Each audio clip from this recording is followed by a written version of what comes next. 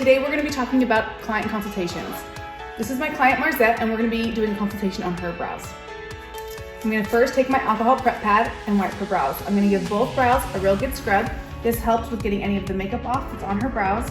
It also helps with exfoliating her skin. If we can exfoliate her skin, we can get the numbing to penetrate the skin just a little bit easier and make her more comfortable. Okay, tell me a little bit about your brows and some of your brow goals. Well, I wear makeup almost every day, and I definitely like a little bit more dramatic makeup. And if it's possible, it'd be nice to have a little bit higher arch than what I normally have.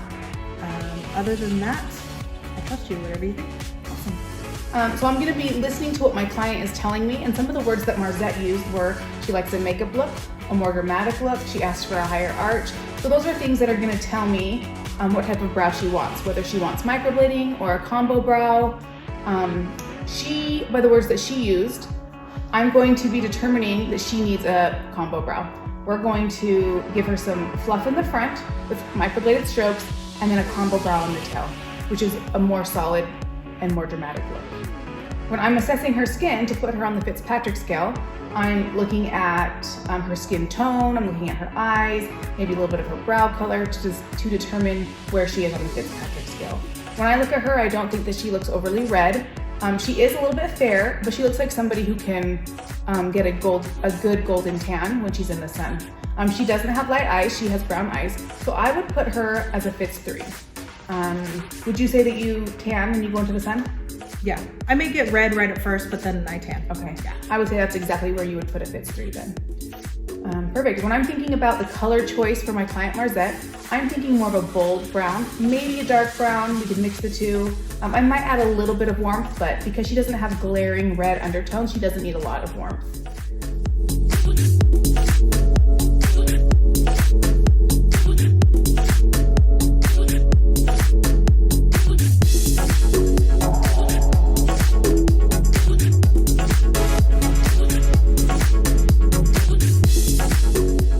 We are going to find Marzette's center point. When I'm looking for the center point of my client's eyebrows, I'm not going to use the beginning of their brows. I'm going to be using the inside tear ducts and the nasal bridge. I'm imagining a perfect square across this nasal bridge right here. If we use the fronts of their eyebrows, it won't come out straight, as one might be in further and one might be out further than the other. Which mine is. So we're going to be using her brow bridge, or nasal bridge, I should say. Now, once we find our center point, we're going to be using the inside tear ducts as well as the inside dimple of the nostril. We're going to be finding the bulb of the brow or the start of the brow.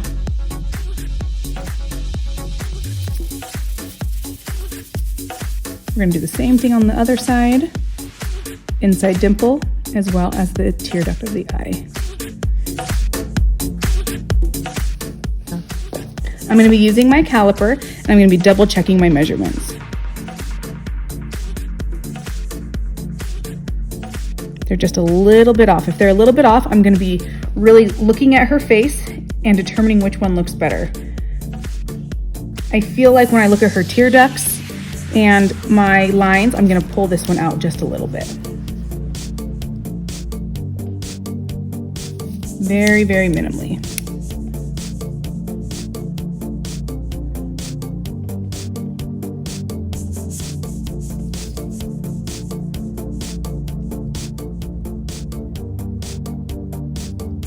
You might even pull it out just a little bit more. Actually, I think we're right on. Perfect. Now, after I found the beginning of her brow or the bulb, I'm going to be finding the arch. This time I'm going to go from the outside of the nostril to the highest point of her arch. A good thing to remember is also the outside of the iris, especially if someone doesn't have any brow hair. I'm going to do the same exact thing on the other brow, outside of the nostril, the outside of the iris to the highest point of the hair growth. Double checking my marks.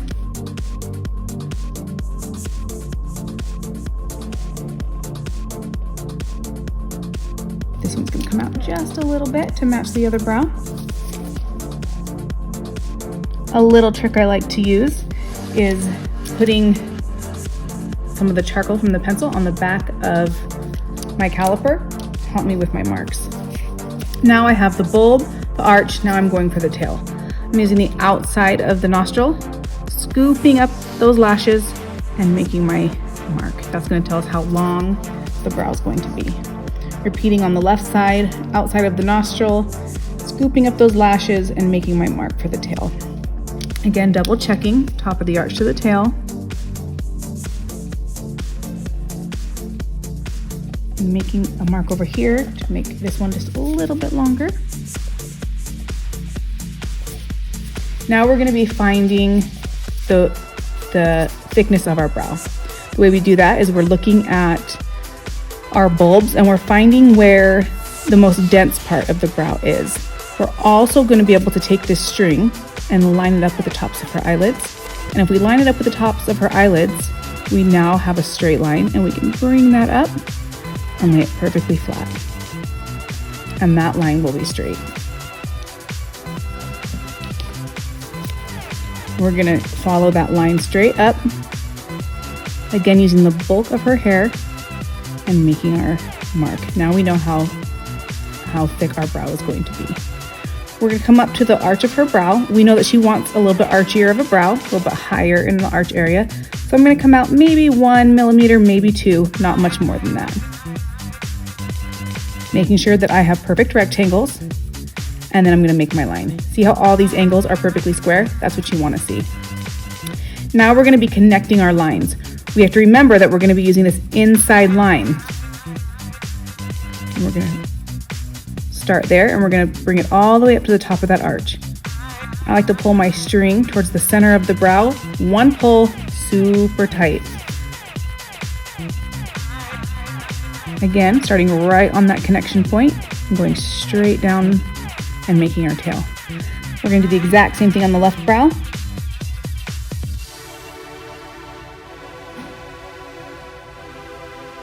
One pull towards the center and you'll get a crisp line. If you want to reinforce any light areas, you can. Now we have our tail.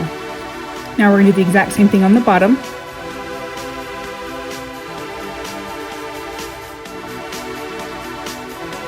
We're going to connect the bottom of the arch to our tail.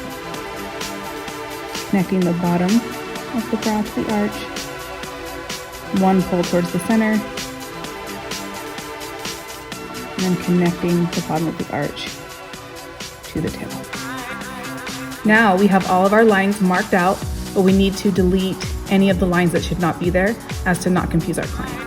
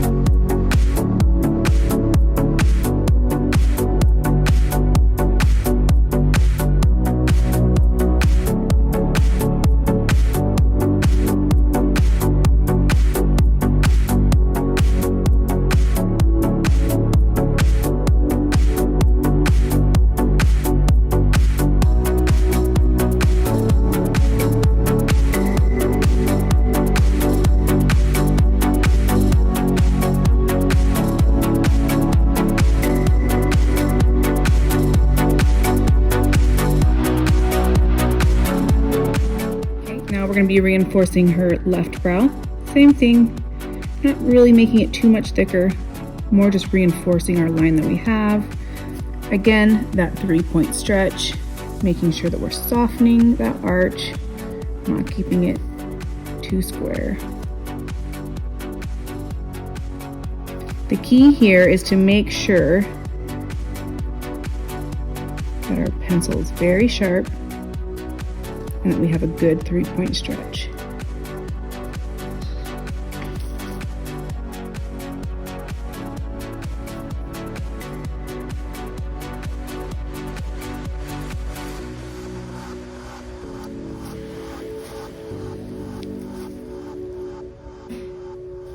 Okay, now I'm going to be sitting up my client and looking at her brows sitting up. Now that my client is sitting up, I'm going to be looking at her brows and we're going to be assessing her brows and the shape that we've put on. When I look straight on at Marzette, I can tell that this right brow on this side is up a little bit higher and this one's a little bit more flat. Everybody has one side of their face that is more angled, like on this side, and one that is more round. That's just how everybody's face is made. A few illusions that we can create to fix that is we can bring this arch in just a little bit and when we bring it in, it'll create that illusion of it being more angled up so that it will match her right brow. I'm gonna have Marzette take a look at her brows before we really start fine tuning them and have her see what she thinks.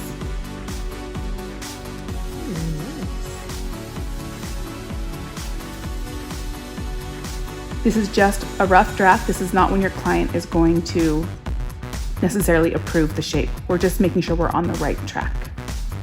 Okay, and I'm going to bring the arch up a little bit higher. Just a little bit. Yep. Yeah. What do you think about bringing this left brow up just a little bit? Do you feel like it's a little bit more flat than your right brow? Yeah. Okay. I'm surprised too that this comes so far out, but that's fine with me. Actually, when I bring this in, I probably will bring that tail in just a little bit. That's fine. Yeah. Yep. Okay, we're going to twinkle razor our client, which means we're going to get out any hairs that are on the outside of the template. It's really important to get your 3-point stretch when you do this. If you don't, you can risk cutting your client. You're going to make sure that your blade is almost at a 0-degree angle. You're very flush with the skin. Coming towards your pre-jaw line, but not going into the pre-jaw line. Otherwise, you're going to pull out hair that should stay there. Going along the baseline of your template. I like to come towards the template on the top. Make sure everything is crisp and clean.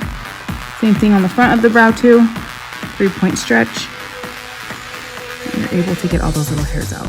Now we're gonna come to her left brow and same exact thing. 3-point stretch, get out any of those little hairs.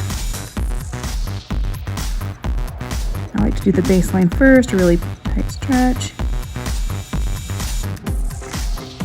It's really important to get this really nice and cleaned up before we do our fee app. We'll be able to get a more crisp line and measurement, and our client will be able to see better what type of shape we are going to give them.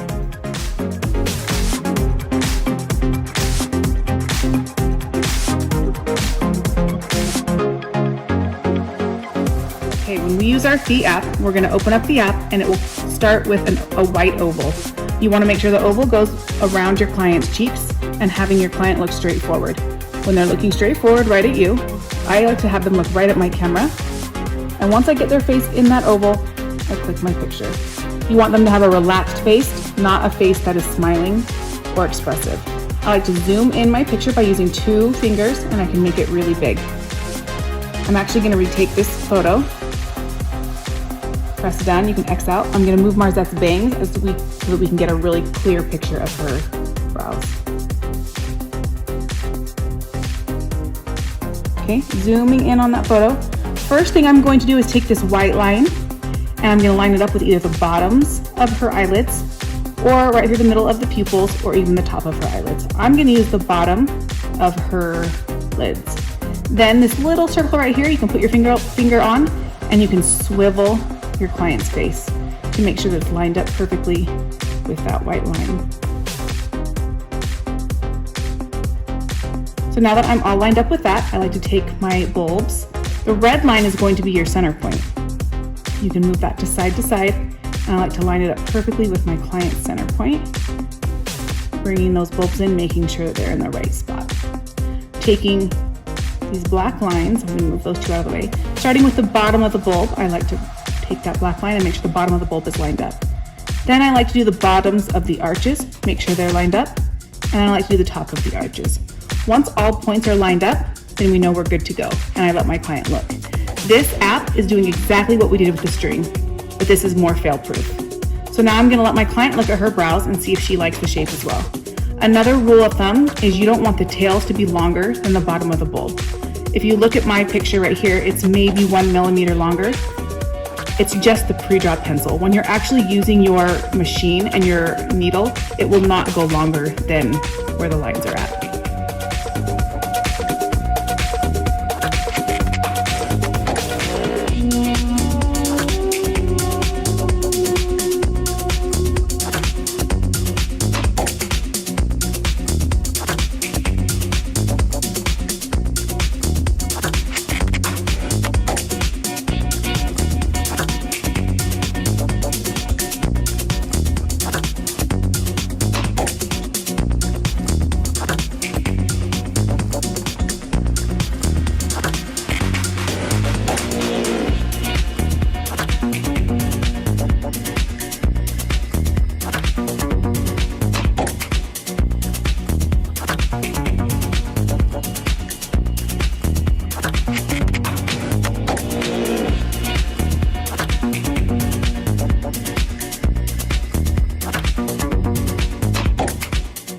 All clients need to be given aftercare instructions. I have mine written on a little card that I send them home with.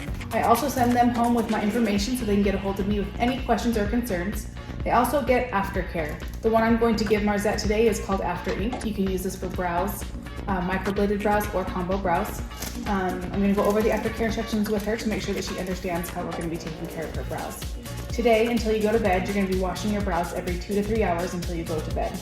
After you wash them,